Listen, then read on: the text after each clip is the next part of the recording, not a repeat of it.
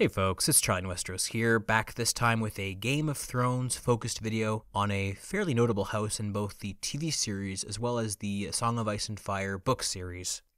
Also, if by chance you were curious as to what upcoming videos I currently have in the works, stay tuned till the end to hear about what I have in store. As is usually the case with these videos, I will be sharing 5 facts about House Frey that you just might not know about. Starting with, number 1, the foundation and rise of House Frey. Unlike some of the other more prominent houses of Westeros, the Freys are one of the younger noble families in the Seven Kingdoms. Nevertheless, they are roughly 600 years old by the time of the events in Game of Thrones, meaning that they have been present in the Riverlands even before the arrival of the Targaryens in Westeros.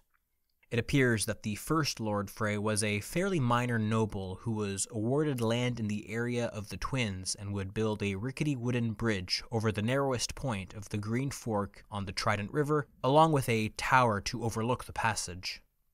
Though the original bridge was fairly rudimentary, it stood at a fairly important location in Westeros, given that it was one of the easiest access points between the north and the rest of Westeros. As such, the wooden bridge would, by the time the first Frey's grandson became the Lord, finally be converted to a massive stone one. This same third Lord Frey would also add 2 wooden castles on both sides of the river. With time, these wooden structures would become the stone keeps we would come to know as the Twins. The Twins, as some of the strongest castles in the Seven Kingdoms, would also represent the coat of arms of House Frey.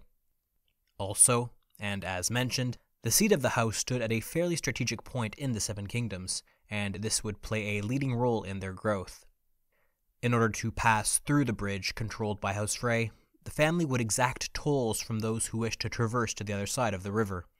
This system of exacting payment from those who ventured through the area made the family quite wealthy, but also earned scorn from the older houses who would brand the Freys as upstarts and toll collectors.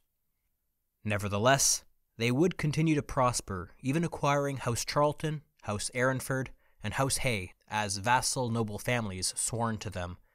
And by the time of Game of Thrones, they were a house whose support was seen as critical to obtain for the Stark Tullys as well as the Lannisters in order to win the War of the Five Kings.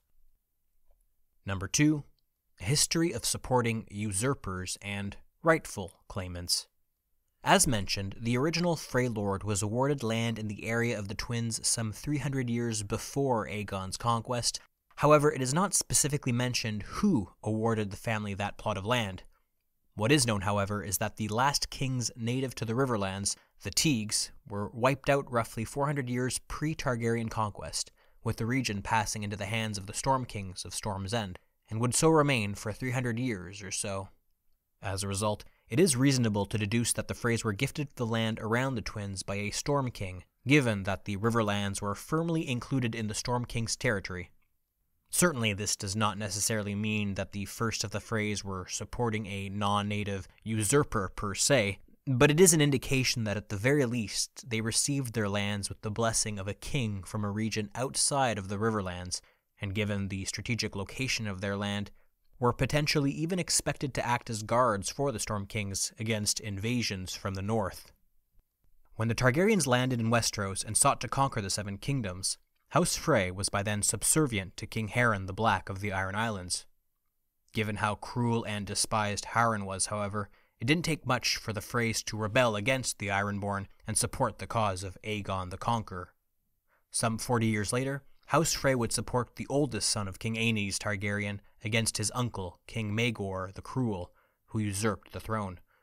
And another 60 years after that, the then-Lord Forrest Frey would support the cause of Rhaenyra Targaryen against Aegon II during the Dance of the Dragons. Speaking of Forrest Frey, this brings me to my next point.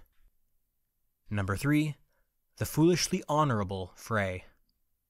Though his support of Rhaenyra Targaryen is not in of itself noteworthy, Forrest Frey is an especially intriguing historical figure from the family's history. Unlike the Walder Frey we know of in Game of Thrones, Forrest Frey has been described as a gallant and powerful knight. Unfortunately for him, he was also known as Fool Frey for something he did during his youth.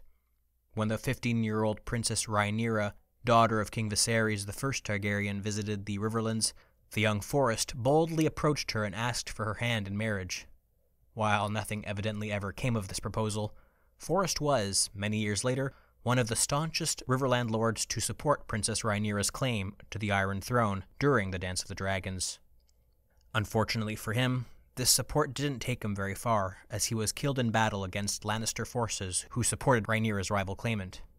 Nevertheless, Forrest's widow, Sabitha Vipren, a Riverland noblewoman who was considered merciless and grasping and was said to have preferred women over men, would go on to play a more prominent role at the Twins after the end of the Targaryen Civil War. Regardless of these facts, Sabitha, and especially Forrest Frey, are two characters I hope we potentially get the chance to meet during the currently planned Game of Thrones prequel series. Number 4. A cameo with Dunkan Egg.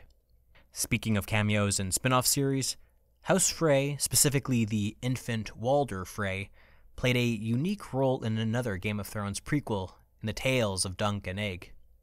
Without getting into too much detail about the plot of this specific Dunkan Egg story, The Mystery Night, the Riverland Lord Ambrose Butterwell was celebrating his marriage to his second wife, the 15-year-old daughter to Walder Frey's father, the Lord of House Frey, some 90 years before the events in Game of Thrones.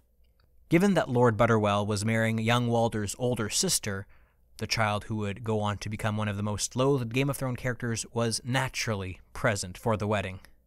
More significantly, it is rumored that young Walder Frey is the one who caused the marriage to occur in the first place, as he is said to have discovered his sister getting jiggy with a servant. To further add to Walder's dislikability, if you will, Sir Duncan the Tall, the main character in these prequel stories, found young Walter to be extremely annoying, and he was even tempted to throw him down a well. I realize this fact is perhaps less interesting to book readers who have also read The Tale of Dunkan Egg, but I felt it was worth mentioning for those TV show-only viewers. Number 5. A deeper Lannister connection. Unfortunately, this last fact will come as no surprise to book readers of A Song of Ice and Fire, but for the show viewers, it is something worth mentioning. Though not a character present in the TV series, Jenna Lannister is Tywin's only sister and plays a fairly important role in the later books. She is intelligent and shrewd like her brother, and is married to Walder Frey's second son, Sir Aemon Frey. In the books, Tywin is no fan of his brother-in-law, and even spoke out against his sister's betrothal to Walder's second son. You see, Tywin's father, Lord Tytos, was far too easygoing, and had pretty much been bullied into having his daughter marry a Frey. Because Tywin spoke out against the match, and because she herself wasn't exactly enamored with her husband before nor after their marriage, Jenna loved that her brother defended her interests. Even so, Tywin's favor towards Jenna eventually turned, not only because she told him that Tyrion was the child that resembled him the most, but because she apparently did something to disappoint him. My personal hunch is that it may have had something to do with alluding to the true nature of Cersei and Jaime's relationship, but now I am digressing a fair bit from the topic of this video. Anyway, folks, those were just 5 facts about House Frey that you just might not have known about. Did you know any or all of them? Let me know in the comment section below if there were any others you felt were worth mentioning. Also, as I said in the beginning, here's a little preview of my upcoming videos. The next one will be more in line with real-world myths and legends, but the 2 videos following that one will be GOT related. So please leave a comment if you have a subject or theme you would really want me to cover. As always, thank you for watching. Don't hesitate to like and subscribe if you enjoyed, and I will see you all next time.